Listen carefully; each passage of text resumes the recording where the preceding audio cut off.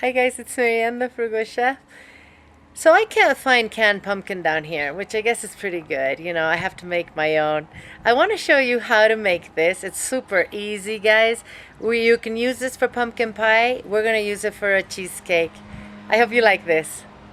You know, for this recipe, you can use just about any pumpkin you want. Pie pumpkins would be ideal. I don't have them down here.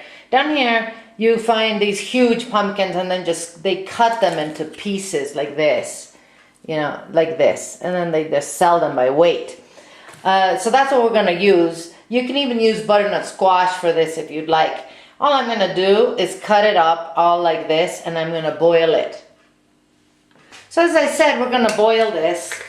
I'm going to add a teaspoon of brown sugar to this. Just cheat a little bit. Give it a little extra sweetness.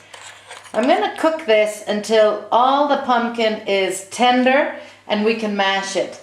I have about 3 pounds of pumpkin in there, by the way. Our pumpkin is cooked. See, I can very easily cut it up. It's nice and tender. I'm going to let this cool down and then we'll mash it. You know, if you wanted to just have pure pumpkin, you're done. Just forget the brown sugar and mash this and, you know, you can start the filling for your pie or whatever you're making. We're going to spice this up.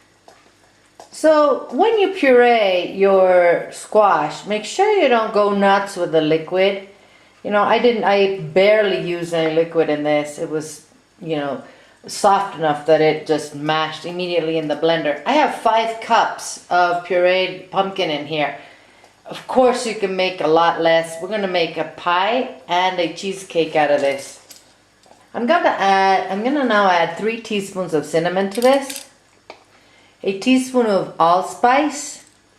Of course, if you're making less pumpkin, you know, adjust your seasoning, your spices. A teaspoon of ginger. And I'm going to mix this. If you have some ground cloves, you could add maybe half a teaspoon of that to this as well. Of course, you could also use the pumpkin pie spice if you would like.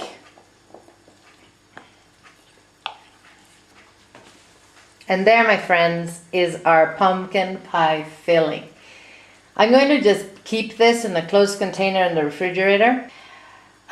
This recipe will be on the website waiting for you to come and print it. Make sure you check all the other, you know, desserts and ideas that we have for the holidays. Be well, my friends, without going broke. I'm going to see you guys soon.